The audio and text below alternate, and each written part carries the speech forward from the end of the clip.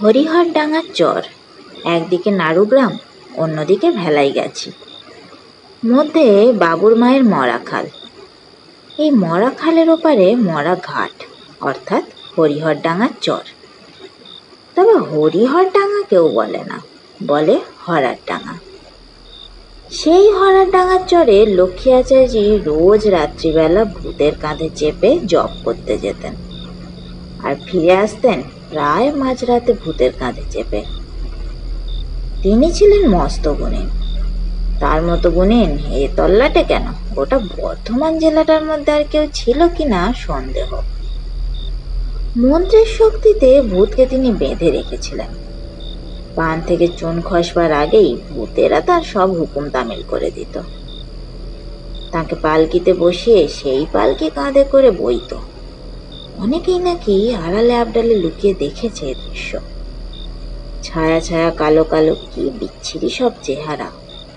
কেউ দেখেছে আস্ত কঙ্কাল, কেউ বা কিছুই দেখেনি, শুধু মাঠের উপর দিয়ে তুলকি তালে দুলে দুলে যেতে দেখেছে পালকিটাকে। আর সেই পালকির ভিতরে বসে আছেন গুণিনের সেরা গুণেন লক্ষ্মী আচার্যি। সবাই বলে লক্ষ্মী আচার্যি নাকি পিশাচ সিদ্ধ লোক। চেহারাটিও তেমনি, এই লম্বা চওড়া দশাশই চেহারা। খুব কম করে 6.5 ফুটের বেশি হবেন।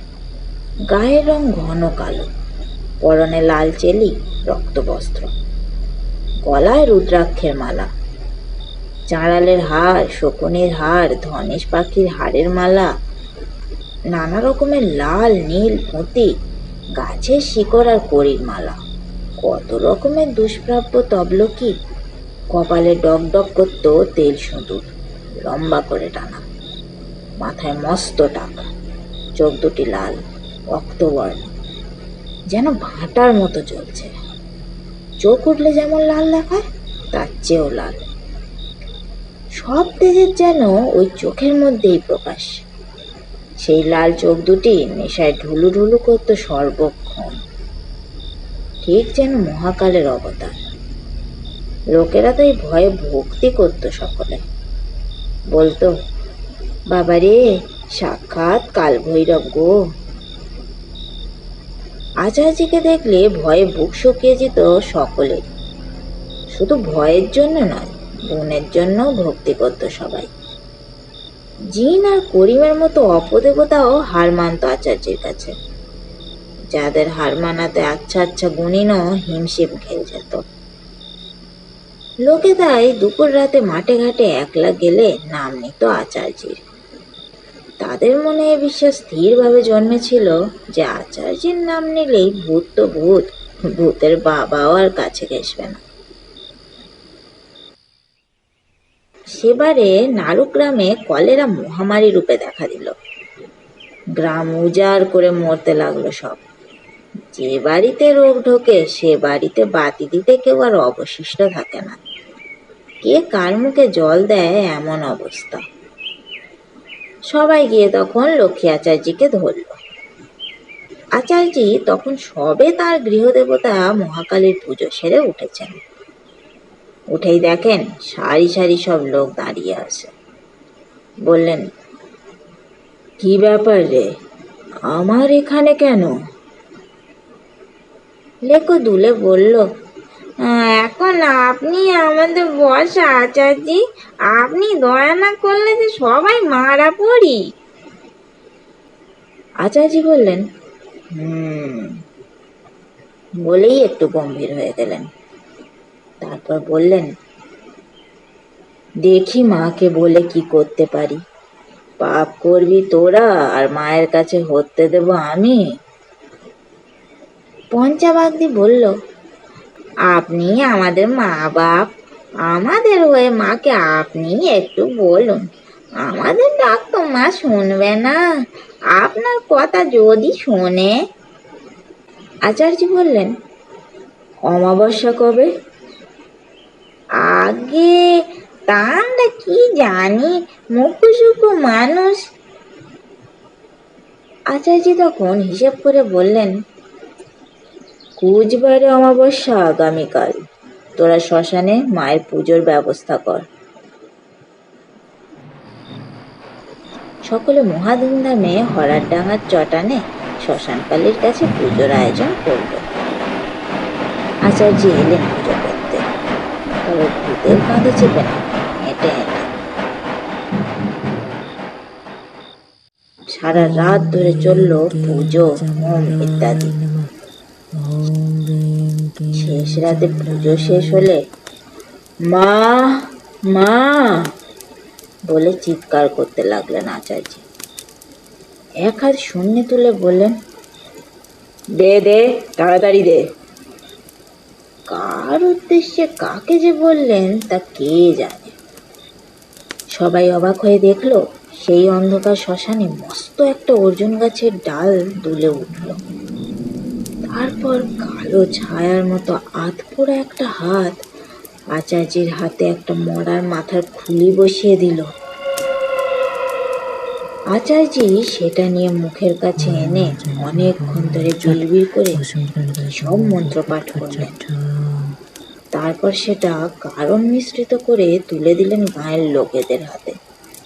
বললেন, এই হলো মহৌষধ, প্রত্যেকে 1 বিন্দু করে জিভে দাও, আর যার যার বাড়িতে রোগী আছে তারা সেই রোগীর মুখেও 1 বিন্দু করে ওষুধ দিয়ে দাও। তারপর বললেন, তোমরা এখনই কেউ যাবে না, আমি না যাওয়া পর্যন্ত, এখনো আমার কাজ বাকি আছে। এই বলে একটা বড় ঝাঁটা হাতে নিয়ে সেই অর্জুন গাছের দিকে তাকিয়ে বললেন, ওরে কে আছিস? গাছের ডাল অমনি দুলে উঠল। সঙ্গে সঙ্গে ঝরঝর করে একটা ডাল পাতা জোরে নাড়িয়ে দেওয়ার শব্দ হলো। আচার্য বললেন, এই ঝাঁটা নে, মায়ের আদেশ, গ্রাম থেকে ঝেঁটিয়ে সব রোগ এক্ষুনি তাড়িয়ে দে, বুঝলি? আবার সেই ভয়ঙ্কর আধপোড়া লম্বা হাত চোখের পলকে আচার্যের হাত থেকে ঝাঁটাটা তুলে নিল। আচার্য বললেন, এবার আমি যাব। বলে একটা শাঁখ হাতে নিয়ে জোরে ফোঁ দিতে দিতে খালের পাড় ধরে বরাবর চলে গেলেন আচার্য। আশ্চর্যের কথা, এরপর কলেরা একদম নির্মূল হয়ে গেল গ্রাম থেকে, আর কেউ মরল না। যারা ভুগছিল তারাও সেরে উঠল। আচার্যের কৃপায় প্রাণে বাঁচল সবাই। সেই থেকে আজ পর্যন্ত নাড়ু গ্রামে আর কখনো কারো কলেরা হয়নি। লক্ষ্মী আচার্য ভাই গোবর্ধন আচার্য একবার বিয়ে বাড়ির নেমন্তন্ন খেয়ে দূর গ্রাম থেকে আসছে। তখন মধ্যরাত্রি, ভূত করছে অন্ধকার। হালদার পুকুরের পাড়ে এসে বাধা পেল গোবর্ধন। দেখলো তার ঠিক যাওয়ার পথের উপর বসে আছেন প্রভু। ভয়ে বুক শুকিয়ে গেল গোবর্ধনের, অথচ যাওয়ারই একটি মাত্র পথ। গোবর্ধন তখন অনুনয় বিনয় করে বলতে লাগলো, পথ ছাড়ুন গোমশাই, যেতে দিন। কিন্তু কে কার কথা শোনে? উত্তর এলো, তোর হাতে কি রে? বিয়ে বাড়িতে খেতে গিয়েছিল, লুচি মিষ্টি মাছ এসব আছে। ওগুলো রেখে যা। আগে আমার দাদা লক্ষ্মী আচার্যের জন্য নিয়ে যাচ্ছি। সে তো এখন শ্মশানে বসে জপ করছে, সে খাবে না, তুই রেখে যা। কিন্তু দাদার নিষেধ, দাদা যে বলেছে রাত বিতে পথে কেউ কিছু চাইলে দিবি না। বলো, আমার খিদে পেয়েছে, তুই আমায় দে। দেব, তবে তার আগে তুমি আমাকে শ্মশানে দাদার কাছে পৌঁছে দাও, তাকে জিজ্ঞাসা করে তারপর দেব। ব্যাস, আর কেউ নেই, পথ ফাঁকা। গোবর্ধন মনের আনন্দে পুকুর পাড় থেকে আলে নামলো। তারপর আল পেরিয়ে তুলিতে উঠতে যাবে এমন সময় দেখলো মস্ত একটা বাঁশঝাড় শটান শুয়ে আছে রাস্তার উপর। মহা বিপত্তি, কোনো রকমেই যাওয়ার উপায় নেই। গোবর্ধন বলল, আবার আমার পিছু নিয়েছিস? খাবার দিবি না যে? বললুম তো, আমাকে দাদার কাছে নিয়ে চলো। তোর দাদার সাথে আমার বিবাদ, তার কাছে যাব না। তবে পথ ছাড়ো। যা না তুই। কি করে যাব? রাস্তার উপরে আমার বাঁশটা শুইয়ে রাখলে কখনো মানুষ যেতে পারে? ও তো ঝড়ে পড়ে গেছে। কোথায় ঝড়? আজ সারাদিন তোর অসহ্য গুমট চলছে, পাতা নড়েনি গাছপালার, আর তুই বলছিস ঝড়ে পড়েছে? ওটা শিগগির। ওর তলা দিয়ে গলে যা না তুই। হ্যাঁ, তাহলে আমাকে টিপে মারবার খুব সুবিধা হয় না? না রে, কিছু করবো না। তোর ভয় করে তুই দিয়ে যা। তাও যাব না। পথ পরিষ্কার না করলে যাবই না আমি। সকাল হোক, তারপর দাদাকে গিয়ে বলি সব। গোবর্ধন আর অনুরোধ না করে বসে পড়ল সেখানে। বসে বসে মা মহাকালী আর লক্ষ্মী আচার্যকে স্মরণ করতে লাগলো। এমন সময় হঠাৎ গোবর্ধন দেখতে পেল খরার ডাঙার দিক থেকে দুটো কঙ্কাল লম্বা লম্বা পা ফেলে এদিকে আসছে। দেখেই তো বুক শুকিয়ে গেল গোবর্ধন। ভয়ে থরথর করে কাঁপতে লাগলো গোবর্ধন। তাহলে এক্ষুনি বুঝি হাত ফেলতো। কঙ্কাল থেকে এসে বলল, ভয় নেই, আমাদের আচার্য পাঠিয়েছে। বলে সেই গাছের দিকে তাকিয়ে বলল, বড্ড সাহস না তোর?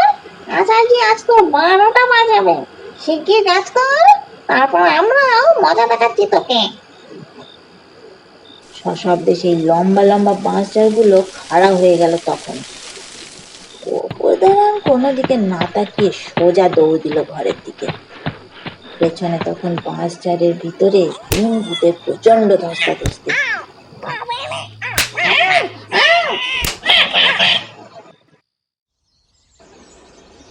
আলোকপুরের একটি লোককে ভূতে ধরলো একবার। ভূতটা ভারী বেয়াড়া, সব ওজা হার মারলো তার কাছে। সেখানকার লোকেরা তখন ঠিক করলো লক্ষ্মী আচার্যকে ডাকতে যাবে। গ্রামের বেশ মাতব্বর গোছের 2-1 লোক এসে হাজির হলো লক্ষ্মী আচার্যের কাছে। আচার্য তাদের চিনতেন। একজনের নাম ভজহরি বিশ্বাস আর আরেকজনের নাম কেষ্ট দাস। আচার্য বললেন, কি ব্যাপার ভজহরি, এমন অসময়ে?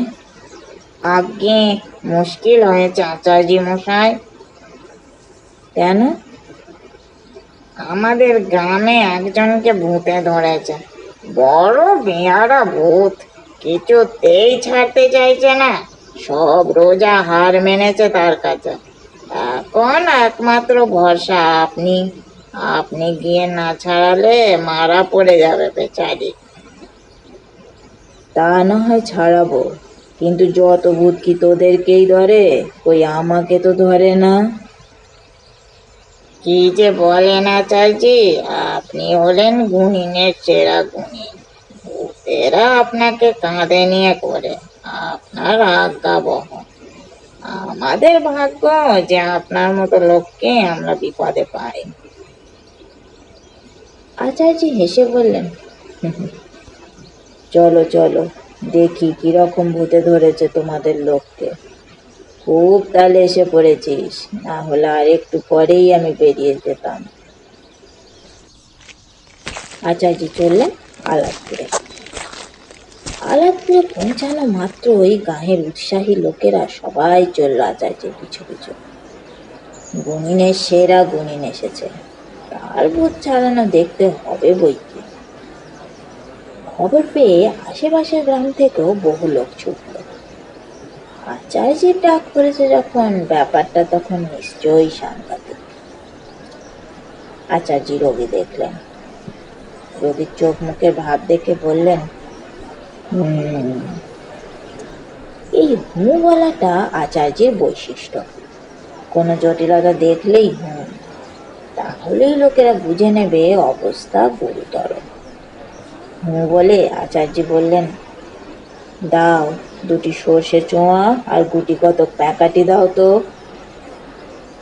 রোগীর বাড়ির লোকেরা সঙ্গে সঙ্গে সর্ষে চুইয়ে প্যাকাটি ভেঙে আচার্যকে এগিয়ে দিল। আচার্য ভৈরবের মতো দাঁড়িয়ে মন্ত্র বলে সেই সব সর্ষে চোয়া ছুঁড়ে দিলেন রোগীর গায়ে। আর যায় কোথায়, রোগী তখন বাবারে, ওমারে! তারপর প্যাকাটির মাথায় আগুন ধরিয়ে সেই আগুন নিভিয়ে পেছনের ফুটোয় ফুঁ দিয়ে মুখে ধোঁয়া দিলেন আচার্য। রোগী তো কাটার ছাগলের মতো ধরফর করতে লাগলো তখন। ওরে তো দুটি পায়ে পড়ি, আমায় অমন করিস না রে, আমি এক্ষুনি ওকে ছেড়ে যাচ্ছি। আচার্য বললেন, তা তো যাবি রে বেটা, কিন্তু ধরেছিলি কেন? আর কথা নেই, বুঝতে পারো গিয়ে একদম চুপ, কেবলই মোমো করে। আচার্য বললেন, ওই রে, কি হলো বল, ওকে ধরেছিলি কেন? ও কেন আমার গায়ে মাছ ধোয়ার জল ছুড়ে দিয়েছিল? তুই ছিলিস কোথায়?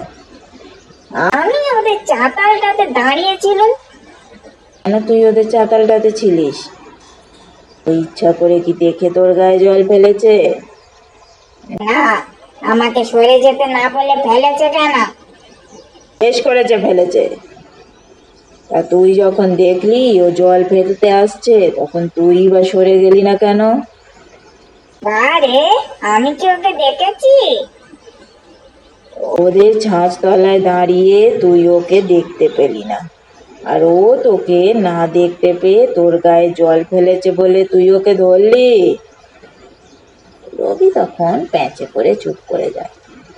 আচার্য বললেন, তার মানে ইচ্ছে করে ওকে ধরবি বলেই ওর জল তুই গা পেতে নিয়েছিস? না, তা কেন?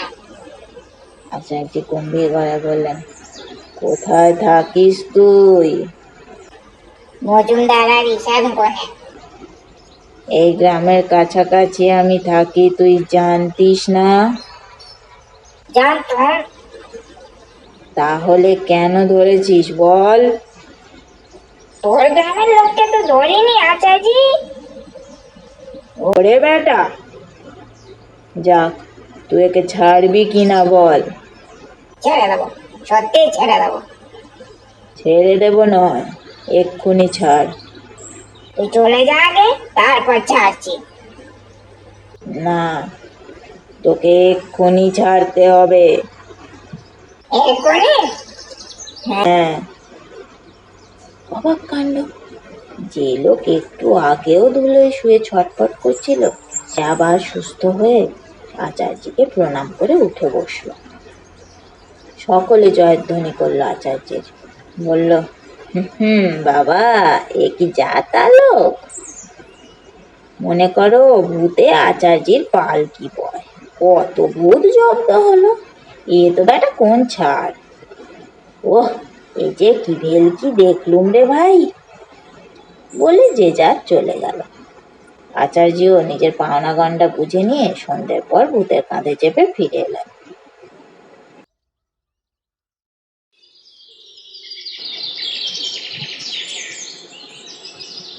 পরের দিন সকালে আলাদপুরের লোকেরা আবার এসে হাজির। সেই ভজহরি বিশ্বাস কেষ্টদাস আবার এলো, এসে হাত জোর করে বলল, নাম ওই আচার্য মশাই।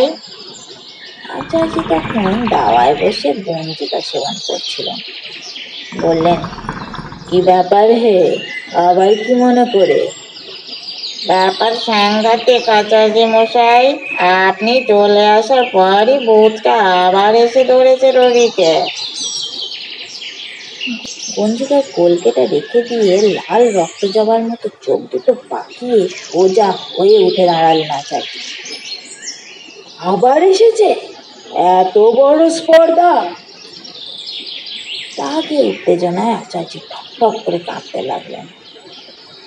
লাগলে তাকে ভয়ঙ্কর দেখায়। আজ তো মানুষটাই যেন পাল্টে যায় অদ্ভুত ভাবে, খানি কঠিন হয়ে ওঠে, গালে ভাঁজ পড়ে, কপাল কুঁচকে যায়, দারুণ দেখায়। আচার্য বললেন, ঠিক আছে, আমি যাচ্ছি, কিন্তু গেলে কি হবে? তাকে আসতে দেখেই ভূতটা ছেড়ে পালালো। রোগী তখন আবার সুস্থ দেহে প্রণাম করলো তাকে। বলল, কি হবে আচার্য মশাই? কিচ্ছু হবে না, কোনো ভয় নেই, আমি তো আছি।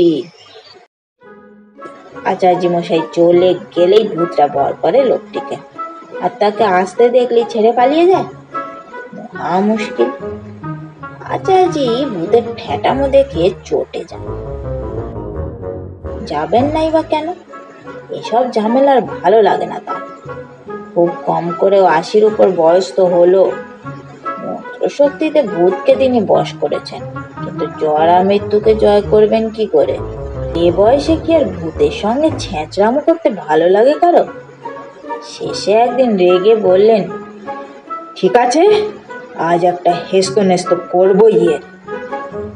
তারপর রোগীর বাড়ির লোকেদের বললেন, দেখো, আজ আর আমি যাব না, তবে কাল তোরা কেউ যেন ডাকতে আসিস না আমাকে। আমি রোজ যে সময়ে যাই, কাল তার চেয়ে আগেই আমি যাব। আর আমি গেলে কেউ যেন ব্যস্ত হোস না, কারণ আমি যে গেছি এ কথাটা রোগী যেন কোনো রকমে জানতে না পারে। কাল একটা শেষ বোঝাপড়া করতে চাই আমি। মজহরি ও কেষ্টদাস ফিরে এলো। পরদিন লক্ষ্মী আচার্য ঠিক দুপুরবেলা চললেন ভূত ছাড়াতে। আলাদপুর পৌঁছেই আচার্য করলেন কি, সর্বাগ্যে এক মুঠো ধুলো পড়ে সেই বাড়িটার চারপাশে গণ্ডি দিয়ে দিলেন। তারপর সোজা গিয়ে ঢুকলেন রোগীর ঘরে।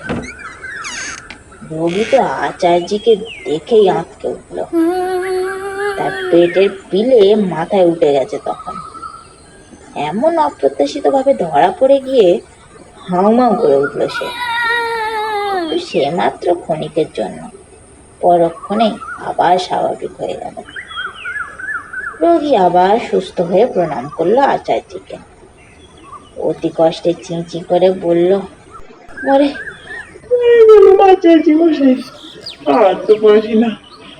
এই মাত্র আপনাকে দেখে আমাকে ছেড়েছে, আপনি চলে গেলে আবার এসে ধরবে আমার। আচার্য বললেন, চুপ করে বসে থাকো তুমি। ওর যাওয়ার রাস্তা আমি বন্ধ করে দিয়ে এসেছি, আবার এক্ষুনি এসে ধরবে তোমাকে। আচার্যের কথা শেষ হতে না হতেই চেঁচিয়ে উঠল রোগী। চোখ লাল করে বলল, ধরবে না তো কি করবে শুনি? এত লোকের ওলাউট হয়, তোর কেন হয় না রে? তোর কি এমন পাকা ধারে মই দিয়েছি যে তুই আমাকে তাড়াবার জন্য এমনি উঠে পড়ে লেগেছিস? আচার্য বজ্র গম্ভীর স্বরে বললেন, ওকে তুই ছেড়ে দিয়ে আবার কেন ধরেছিস বল? কেন ধরবো না? আমি তো চলেই যাচ্ছিলাম, তুই কেন গন্ডি দিলি? আজ তোর শ্রাদ্ধ করব বলে গণ্ডি দিয়েছি। রোগী নিজের মনেই বিড়বিড় করে কি যেন বলল, হয়তোবা গালাগালি করলো আচার্যকে। আচার্য রোগীকে বললেন, তুই যে সেদিন বললি আমি ওকে ছেড়ে যাব, তাহলে আবার ধরলি কেন? আর উত্তর নেই রোগীর মুখে। আচার্য এবার তার ঝোলার ভেতর থেকে একটা মরার মাথার খুলি বের করলেন। খুলিটা দেখেই লাফিয়ে উঠল রোগী। ওরে বাবা, ওটা তুই বের করলি কেন আচার্যি? শিবু চালালের জামাই বিশুর করটি ওটা। ও যে আমি চিনি, বিশুকে সাপে কাটলো সেবারে রথের দিনে। তা সে মরা কেউ পোড়াতে দিল না। গাঁয়ের লোকেরা বললো কলার মাঞ্জাসে করে ওটা খালের জলে ভাসিয়ে দাও। সেই মরা বাবুর মায়ের খালে ভেসে ঠেকলো গিয়ে হরার ডাঙার চটানে। শিয়াল কুকুরে ছেঁড়াছেড়ি করলো। মাথা নিয়ে তুই প্রেত পূজা করে পচালি, তারপর তো চেলানোটা পরিষ্কার করে তোকে কারণ খেতে দিল। ওটা তো ঝুড়িতে রেখে দে আচার্যি, তোর পায়ে পড়ি। আচার্য তখন ঝুলির ভিতর থেকে একটা বোতল বের করলেন, বললেন, দেখছিস তো ওতে কি আছে রে আচার্যি? স্বাতী নক্ষত্রের জল। আচার্য মরার মাথার খুলিতে স্বাতী নক্ষত্রের জল ঢেলে অনেকক্ষণ ধরে বিড়বিড় করে কিসব মন্ত্র করলেন। তারপর সেই জল ছুঁড়ে মারলেন রোগীর গায়ে। রোগী তখন করে উঠল। ওরে আমার ঘাট হয়েছে রে, তোর পায়ে পড়ি আচার্য, আমায় ছেড়ে দে, আর ধরবো না একে। তোকে আজ আমি ঝাঁটা পেটা করে তাড়াবো। রোগী এবার তেতে উঠল। দেখ আচার্য, মুখ সামলে কথা বলবি, আমাকে তুই জাতা মনে করিস নি। এককালে আমি মস্ত পণ্ডিত ছিলাম, আজ কর্মদোষে প্রেত জনি পেয়েছি, তাই যা বললি তার কোনোদিনও বলবি না। বেশ করব, বলবো। যে সত্যিকারের পণ্ডিত হয় সে কখনো এইরকম ছ্যাঁচড়ামো করে? খবরদার বলছি, আমার সঙ্গে সমীহ করে কথা বলবি। বেশ, বলবো। তুই সত্যি পণ্ডিত কি আকার মুখ্য তার পরিচয় দে আগে, তারপর বলবো। ঠিক আছে, আমাকে তুই পরীক্ষা কর। আচার্যি একটু সময় কি যেন ভাবলেন, তারপর বললেন, বল দেখি হরধনু কে ভেঙেছিল? তোর মরা বাবা ভেঙেছিল। ওই নাম আমাকে বলতে আছে যে বলবো? তুই বেটা জানিস যে বলবি? জানি না তো জানি না, আমায় এবারের মতো ছেড়ে দে, আমার ঘাট হয়েছে। এখন কি ছাড়বো? আগে তুই স্বীকার কর যে তুই মুখ্য, তবে তো ছাড়বো। তা কেন করবো? তবে কেন ছাড়বো? ওই প্রশ্নটা বাদ দিয়ে অন্য প্রশ্ন কর। আচার্য বললেন, তাই করছি। বল, দশরথের বড় ছেলের নাম কি? বলবো না, ও নাম আমাকে বলতে নেই। না বললে আমিও ছাড়বো না, আরো গালাগালি দেব। একান্তই বলাবি তাহলে? হ্যাঁ। তবে শোন, সীতার পতির যে নাম, দশরথের বড় ছেলের সেই নাম। এরকম উত্তর তো আমি চাই না। আর আমাকে জ্বালাস না আচার্য, ওরা বললেই আমি উত্তর হয়ে যাব। আমি 3 সত্যি করছি, আর কখনো এর ত্রিসীমানে আসবো না। এবার আমায় ছেড়ে দে। যা, দূর হয়ে যা। তবে তুই যে যাচ্ছিস তার একটা চিহ্ন দিয়ে যা। কি চিহ্ন চাস তুই বল? এই শিলটাকে মুখে করে নিয়ে যা। ওরে বাবা, ও আমি পারবো না, আমার শরীর বড় দুর্বল, আমার অন্য কিছু করতে বলা আচার্য। তবে ওই জুতো জোড়াটা নিয়ে যা। জুতো আমি ছুঁই না। বেশ, ওই পাকুর গাছের একটা কাঁচা ডাল ভেঙে নিয়ে যা তবে। তা যাচ্ছি, গন্ডি মুছে দে। আচার্য গন্ডি কেটে দিলেন, তারপর সকলকে বললেন, পাকুর গাছের ডালটা ভাঙা মাত্রই তারা যেন রোগীকে ধরে ফেলে। কেননা ভূতে ধরা লোকের গা থেকে ভূত যদি ছেড়ে যায়, তবে সে সময় পড়ে গেলে হয় অঙ্গহানি, না হলে মৃত্যু হতে পারে। রোজার বাবারও তখন আর কিছু করার থাকে না। যা হোক, রোগী তখন মাতালের মতো টলতে টলতে উঠে দাঁড়ালো। তারপর সেইভাবেই টলতে টলতে রাস্তা ধরে পাকুর গাছটার দিকে চললো। রোগীর সঙ্গে চললো কয়েকজন সদা সতর্ক লোক। পাকুর তলায় যাওয়া মাত্রই বিরাট একটা কাঁচা ডাল সকলের জোড়া জোড়া চোখকে বিস্মিত করে মর্মর শব্দে ভেঙে পড়লো গাছটা। সেই সঙ্গে হু করে হাওয়া বইতে লাগলো। সে কি ভীষণ দমকা হাওয়া, যেন ঝড় উঠলো। ধুলো কুটো শূন্যে উঠে ঘুরপাক খেতে লাগলো। সঙ্গে সঙ্গে রোগীর বাড়ির লোকেরা ধরে ফেললো রোগীকে। তারপর সবাই মিলে ধরাধরি করে নিয়ে এলো তাকে। আচার্যি একটা রক্ষা কবচ করে ঝুলিয়ে দিলেন তার গলায়। আচার্যির কৃপায় সে যাত্রায় বেঁচে গেল লোকটি। লক্ষ্মী আচার্যির ধন্য ধন্য পড়ে গেল চারিদিকে। হ্যাঁ, গুণিনের মতো গুণিন বটে, সবার সেরা গুণিন। শুধু এই ঘটনা নয়, আরও বহু ঘটনায় সাফল্য লাভ করেছিলেন লক্ষ্মী আচার্যি। তবে কেউ প্রশংসা করলে তিনি খেপে যেতেন, বলতেন, বেরো শালারা, যা করেছে তা আমার মা ব্রহ্মময়ী করেছে, আমি কি করেছি রে? আমায় তোষামত করতে এসেছিস কেন? মায়ের চেয়ে আমি বড় তা?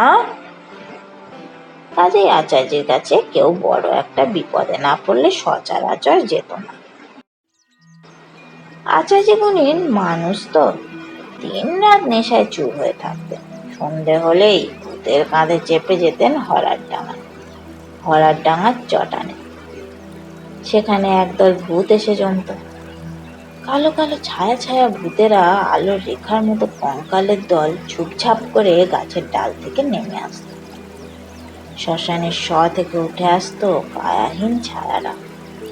আচার্য গাঁজার কলকাতা এগিয়ে দিয়ে বলতেন, এটা ঠিক করে সেজে দে তো।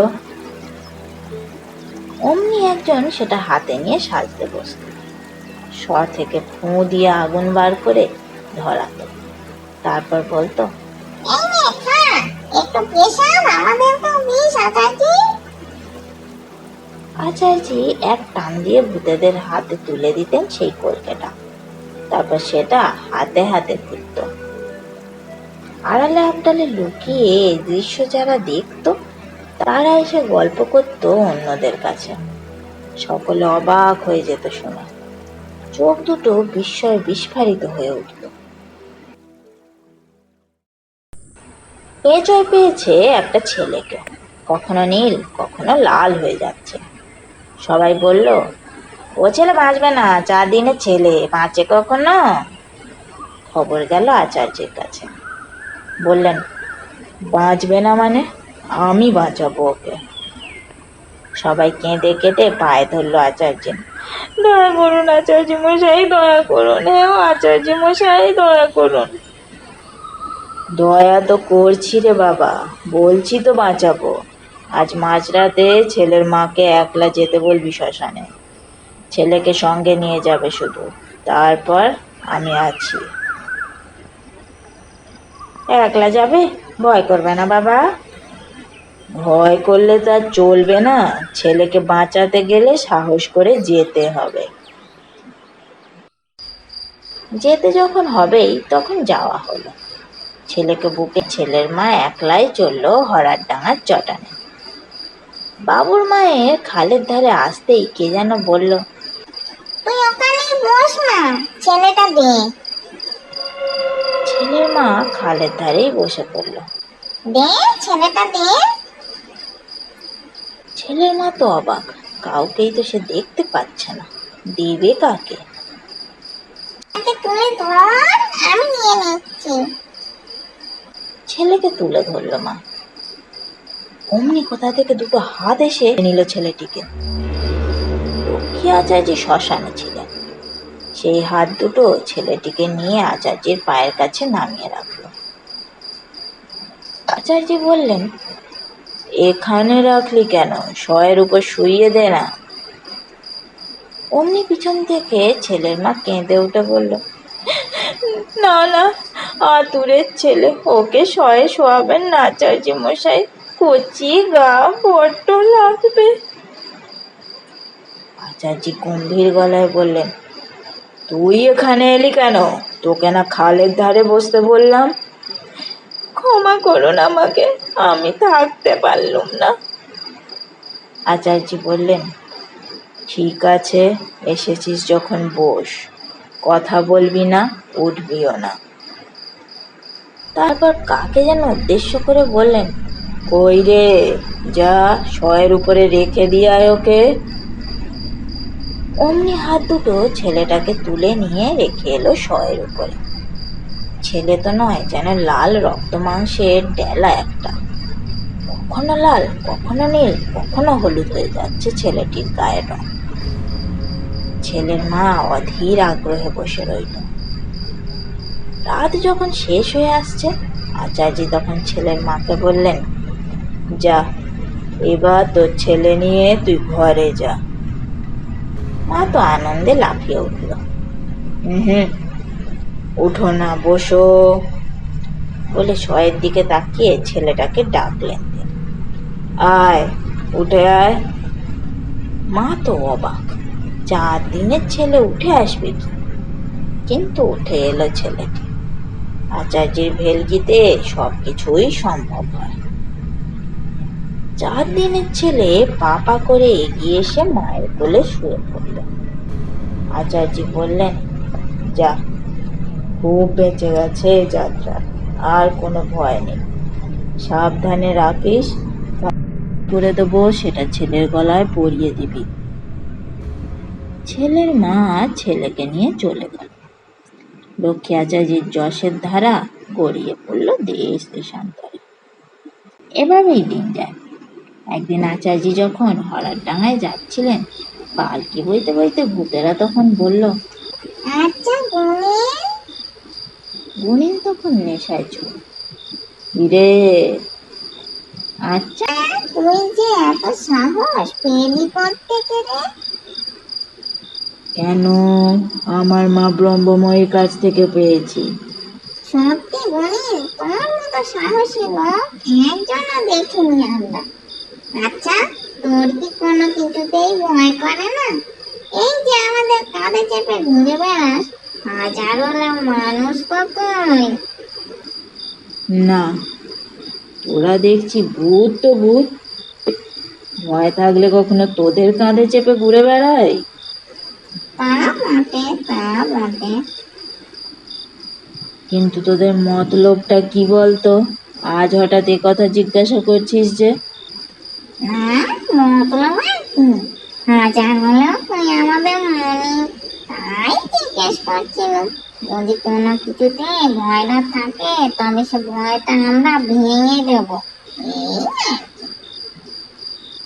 এই কথা রোজই হয়। আচার্য বলেন, তোরা বেটারা জ্বালিয়ে মারলি, আমার আবার ভয় কি? ভূতেরা বলে। বলা গুণিন, বলা। আচার্য বলেন, আমি কাউকে ভয় করি না, কোনো বেটাকে ভয় করি না। ভূতেরা চুপ হয়ে যায়। অন্যদিনের মতো সেদিনও সন্ধ্যের পর ভূতেরা আচার্যের পালকে বয়ে আনছিল। আচার্য সেদিন দারুণ নেশা করেছিল। টিপ টিপ করে বৃষ্টি পড়ছিল। তা সত্ত্বেও সেই বৃষ্টিকে উপেক্ষা করে উঠানে যাচ্ছিলেন জপ করতে। অন্যদিনের মতো সেদিনও ভূতেরা বলল, বলা গুণিন, তোর কিসে ভয়? আচার্য বললেন, ভয় আবার কিসের? বল বাবা। নেশায় আরক্ত চোখ দুটি একবার চারিদিকে ঘুরিয়ে আচার্য বললেন, একান্তই শুনবি তাহলে? হ্যাঁ হ্যাঁ, শুনলো শুনলো। ভয় অবশ্য তেমন কিছু নয়, তবে তবে তবে কি, বল। শ্মশানের নামবার মুখে যে শেওড়া গাছটা আছে, দেখেছিস? হ্যাঁ হ্যাঁ, ওই গাছের ডালে তো শশধর নাপিত গলায় দড়ি দিয়েছিল। হ্যাঁ, ওই শেওড়া গাছের ডাল থেকে একটা হুঁট টেরাটু পাখি ডেকে ওঠে। ডাকে, কোচ ডাকে। ওই পাখিটা যখন আচমকে ডেকে ওঠে, তখন কেন জানি না আমার বুকের ভিতরটা ছ্যাঁত করে ওঠে। এই যা, আর কিছু নয়। হ্যাঁ, এই কথা তা আমাদের আগে বলিস নি কেন তুই? দেখ না, আজ পেটাকে শেষ করে দিচ্ছে। দিবি? তাই দে, একেবারে খতম করে দে ব্যাটাকে। সে কথা আমার বলতে। কিছুক্ষণ পরেই হরার ডাঙা এসে গেল। আর জ্বরের ঢালে শ্মশানে নামার মুখেই বিপর্যয়টা ঘটে গেল হঠাৎ। ঘুরঘুরটি অন্ধকারে বন বাজারের ভেতর থেকে পাখিটা বিকট স্বরে ডেকে উঠল সেদিনও। হুম হুম। চমকে উঠলেন বন। সঙ্গে সঙ্গে মনে হলো কেউ যেন তার পালকিটাকে দেশলাই খোলের মতো ছুঁড়ে ফেলে দিল।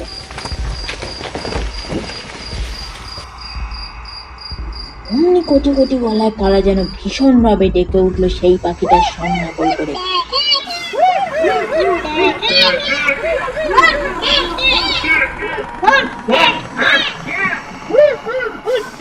তারা নয়, আশেপাশ থেকে তখন সে কি হাসি।